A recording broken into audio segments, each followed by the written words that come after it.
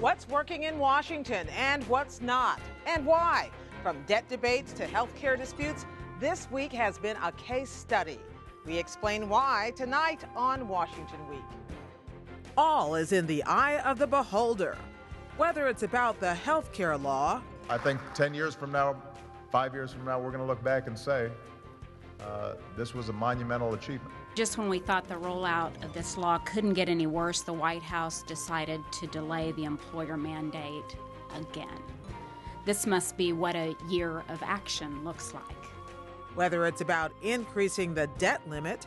Our members are not crazy about voting to increase the debt ceiling. A few reasonable House Republicans were willing to join Democrats to avert a catastrophic default on our nation's obligations.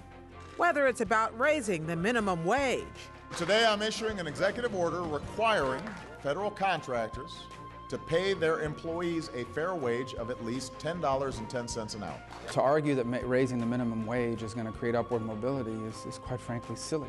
I mean, $10.10 an hour is not the American dream. The debates that could define policy and politics for the next big elections. Joining me to assess Washington's House of Cards, Molly Ball of The Atlantic, Alexis Simendinger of Real Clear Politics, and Karen Tumulty of The Washington Post. Award-winning reporting and analysis, covering history as it happens. Live from our nation's capital, this is Washington Week with Gwen Eiffel. Once again, live from Washington, moderator Gwen Eiffel. Good evening. On this Valentine's Day, why is there no love for Washington? Could it be because everything seems so partisan? This was Vice President Biden speaking to House Democrats at their retreat today in Maryland. I wish there was a Republican Party. I wish there was one person you could sit across the table from, make a deal, make a compromise, and know when you got up from that table it was done. All you had to do was look at the response of the State of the Union. What were there, 3 or 4? No, I'm not being facetious. And so I think we should just get a little focused here. And here's Republican Senator John Cornyn earlier this week talking about how the health care law, well, he wasn't really talking about the health care law. It's the president's responsibility to enforce the laws that Congress makes and that he signs into law. But this president and this administration enforce the laws they choose to enforce and ignores the laws they want to ignore for political expedience. This is the very definition of lawlessness and something that the American people do not tolerate and will not tolerate, nor should they be required to tolerate.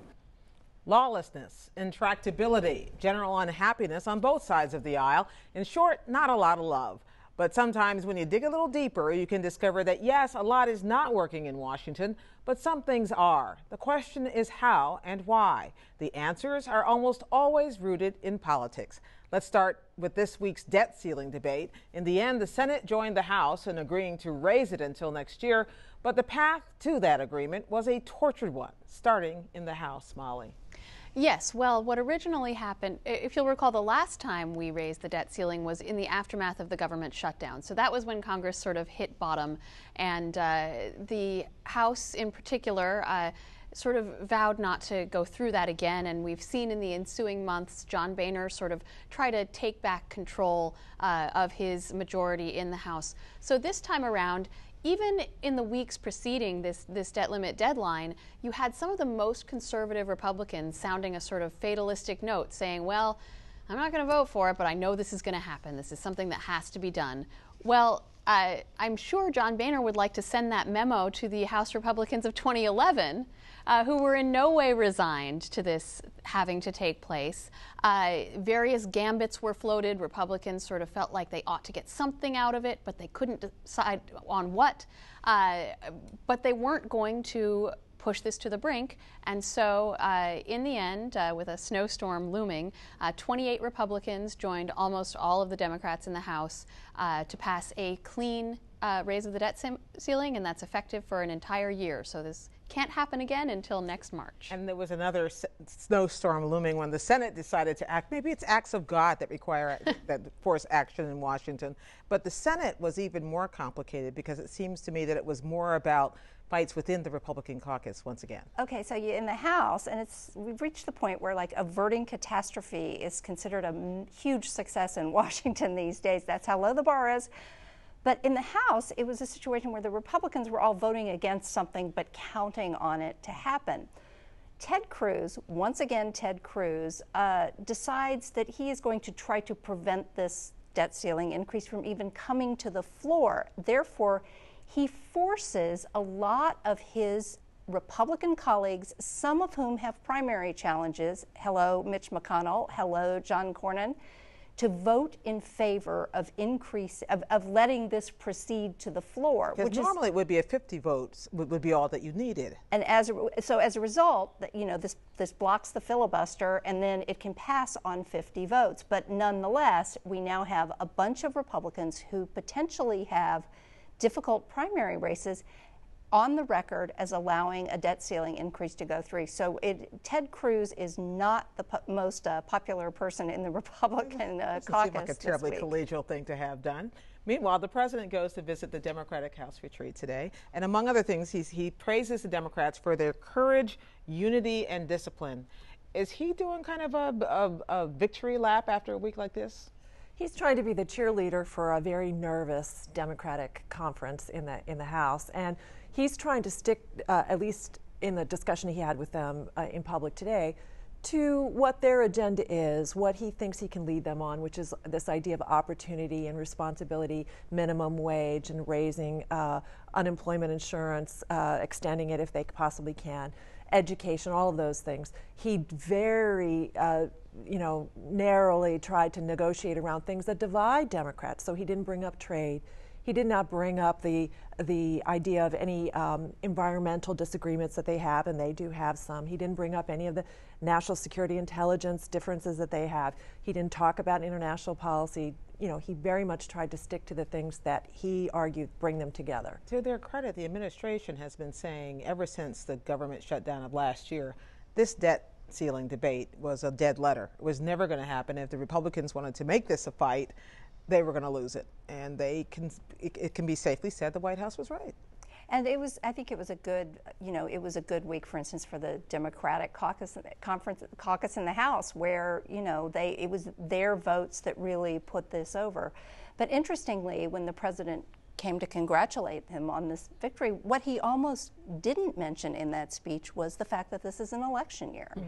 And the House Democrats have a really tough go ahead.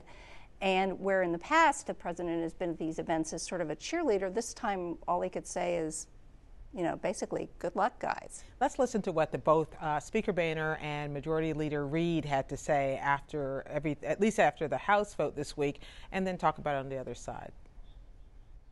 This is a lost opportunity for America.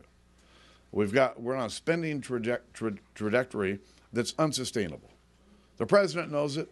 Every Democrat and every Republican in this town knows it. And it has to be dealt with. And so it's a disappointing moment, I can tell you that. I commend Speaker Boehner for doing the right thing. He voted for this, and he got enough Republican votes to get it done.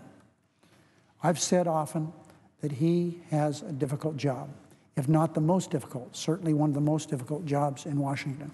Unfortunately, Republicans on this side of the Capitol are forcing us, obviously, to jump through procedural hoops to alleviate the threat of a debt. So the procedural hoops, Molly, this was not an unexpected, or was it an unexpected thing?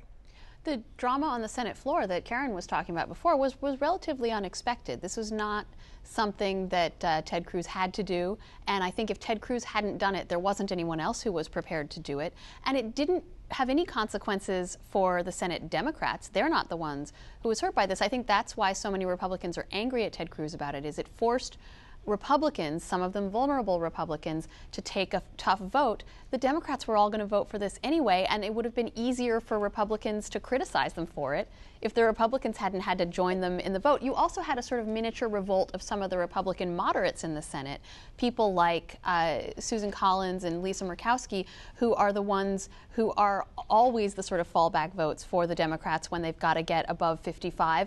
And they sort of said, look, we're sick of doing this for you. We're sick of always being the ones that they go to. You, Mitch McConnell, you're the leader. You, John Cornyn, you're also in the Republican leadership. Why don't you suck it up for a change? Could we go back to the argument that Speaker Boehner made that this was about controlling spending? Right. Lifting the debt ceiling is not about controlling spending. It is whether you are going to pay the bills that you have already run up.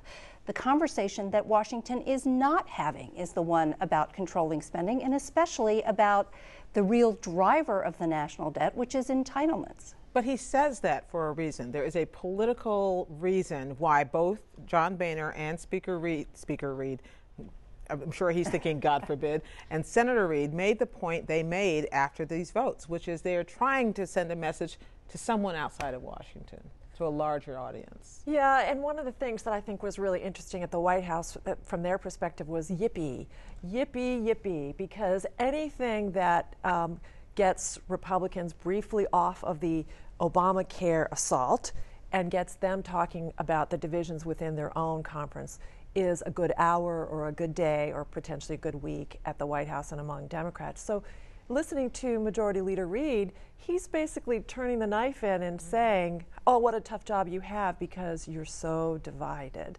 And of course, he knows that whether it's on trade or some of the other issues I just talked about, his conference is too. And in the big picture, I think one of the biggest reasons that Republicans did get this done when they've had problems uniting in the past is because they do want to put it behind them. They don't want to get distracted. They don't want to let the Democrats sort of dangle shiny objects in front of the Tea Party and have these divisions be the story again. When the story is Obamacare, Republicans are winning, and they know that. Let's talk about Obamacare. There's some developments, interesting developments on that this week. We had two things, actually. The administration decided to delay, again, a small business mandate, and they came up with new numbers, good news, that show that they're pretty much on track to end up in the ballpark of where they want to do in new enrollees in the program. So, yippee at the White House? You know, that's another great example of the two sides of what good and bad news in Washington can mean, as Karen and you were describing. So in the Affordable Care Act, you could celebrate the idea that the trend is the momentum towards good enrollments. The downside of it is, you know, that all kinds of the undergirth of this program still has lots of vulnerabilities. We don't know how many people have paid for the premiums, how many people are really insured. They're concerned about the number of young people. We've still only got a quarter of the people who are enrolling or in that young demographic they're looking for. It's skewing more towards women. Which is good, except women cost a little bit more. We don't necessarily know whether there are a sufficient number of the software programs that they're trying to write so that they can account for the employers who are supposed to be reporting. All these things are all the backstory of what could be going wrong with the Affordable Care Act. What about the younger, healthier people that they were targeting? Is there any sign that they're beginning to sign up in greater numbers?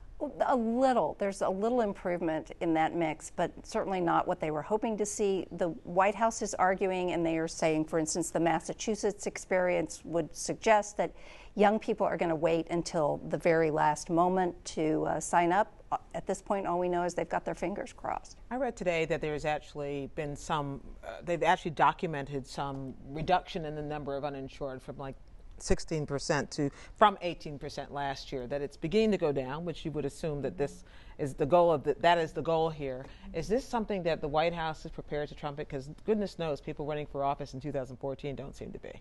Yeah, I think what we've seen is even as there have been some incremental improvements and as the federal exchange in particular has begun to function, although a lot of state exchanges are still in trouble, I think we've mostly seen Democrats sort of drop this pretense that they were prepared to campaign in favor of Obamacare just as vigorously as Republicans were going to campaign against it.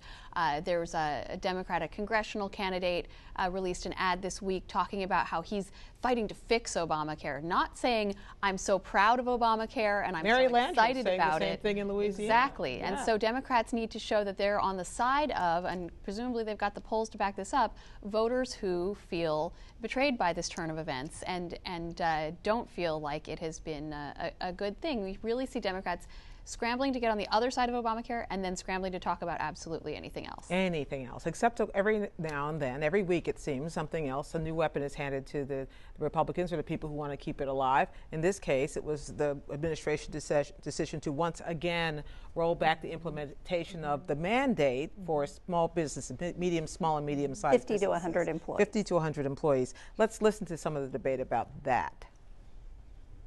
The purpose of the law is not to punish them. It's simply to make sure that they are either providing health insurance to their employees or that they're helping to bear the costs of their employees getting health insurance. To me, this speaks to the fact that millions of Americans were going to get letters realizing that they've lost their insurance before the election, and the president wanted to do anything he could to prevent that second batch of cancellation letters from coming around and across the country.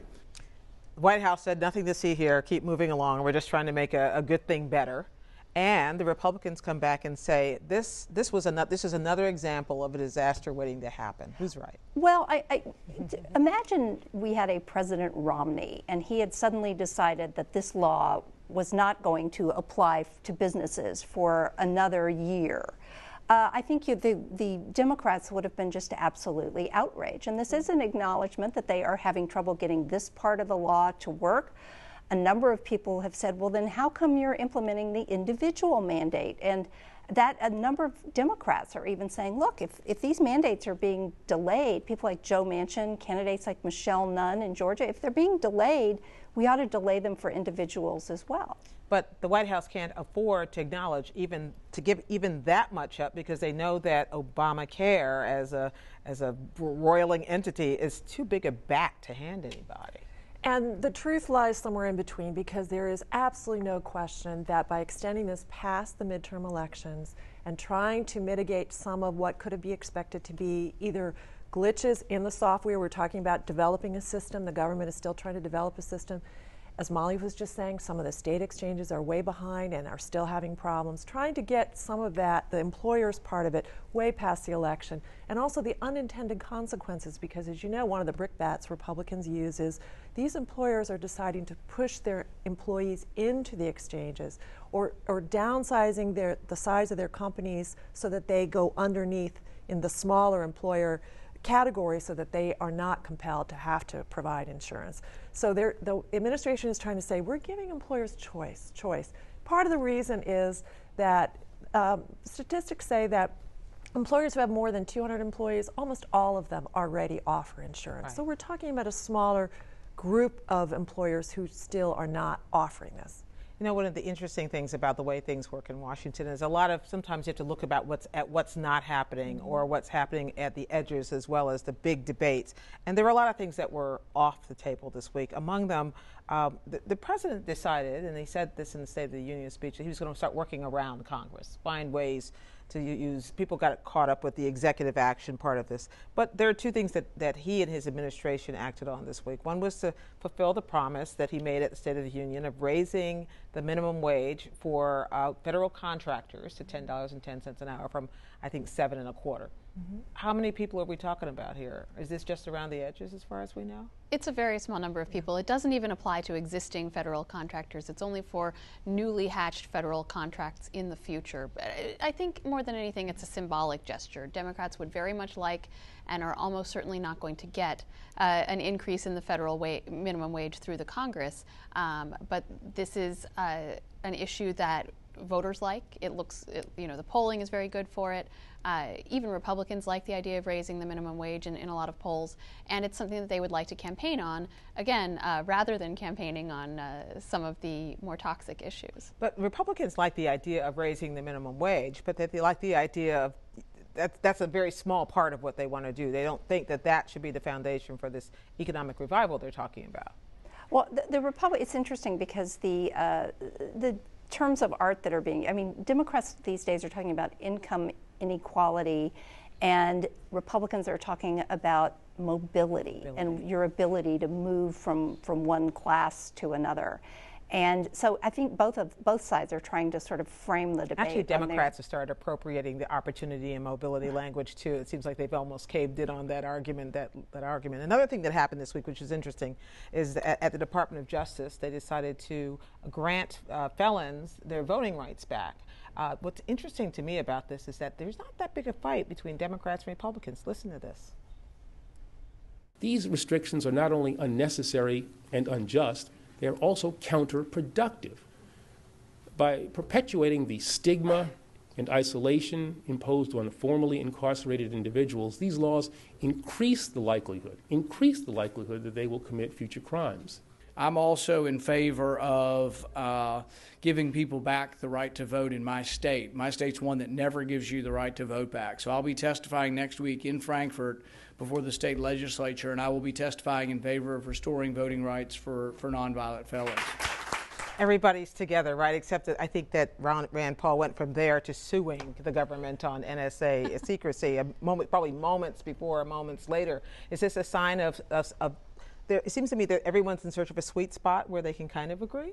Well, I think it's important to point out that this is an area where Rand Paul is a relatively iconoclastic Republican. Not all Republicans are where he is particularly on civil liberties issues in general, and then on specifically these issues of felon disenfranchisement in particular. But it is true that, you know, if you think back to a time when crime was one of Republicans' signature issues, and being tough on crime was something that almost every Republican ran on, you have an increasing number of Republicans who now say that we're spending too much on prisons, that these sentences are too long. They've actually there is a sentencing reform bill that looks like it actually has a chance of passage on a bipartisan basis.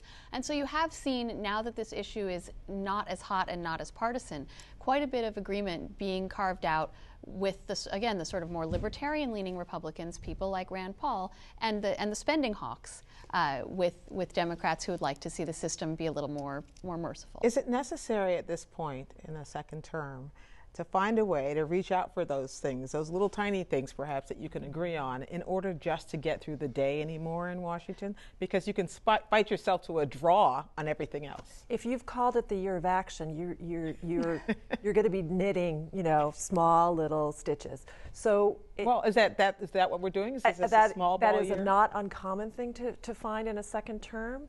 You know, we all remember Bill Clinton and President Clinton in a different economy, and obviously with a different set of opposition forces in the Republican Party, found that voters responded well to this idea of you're working every day for me. Does that mean that there is room around the edges of big contentious issues like immigration reform to find common ground? Well, I do think that these are very, very concrete steps that people who are affected by them know they are affected by them. For instance, earlier this week, we had Eric Holder announce that, you know, that the federal judicial system was going to recognize gay marriages, and that, you know, for instance, a spouse would no longer have to testify in court against another. But again, this takes not a single piece of legislation anywhere. Well, he's following the courts, and it's also following public opinion about gay marriage, and I think that, again, these are concrete steps that they can take, and they're things that people can really understand. Yeah. Briefly, before we go, I wonder how optimistic or pessimistic the three of you are about the ability to govern in this manner, bit by bit by bit, you know, step by horrible step along the way between now and the election and even into 2016. Well, fortunately for this Congress, they're pretty much done for the year. I think they're pretty much preparing, beyond some sort of technical or administrative measures, to pretty much pack it up. I don't think they're planning on doing any more sweeping legislation this year. They got the budget done, so the government's funded. They lifted the debt ceiling, so we can't default, and so they can just go campaign from here on in. I think it's just so depressing to think that because we're going to have an election, this town, this community has to grind to a stop, and we all have to wait on big problems. I don't know. I'm willing to go with averting catastrophes being progress. Well, on that optimistic note, averting catastrophe is progress. I'm for that too. Thank you, everybody. We have to go now, but as always, the conversation is going to continue online. As you can tell, we have much else to talk about. The Washington Week webcast extra streams live at 8:30 p.m. Eastern. We'll be talking about President Obama's upcoming foreign policy pivot, and also, do Democrats have a Tea Party? You can find it all week long at pbs.org/Washington Week, where you'll also find links to the rest of the stories our panelists are reporting. Keep up with developments now 7 days a week on the PBS NewsHour, and we'll see you here next week on Washington Week. Happy Valentine's Day, and good night.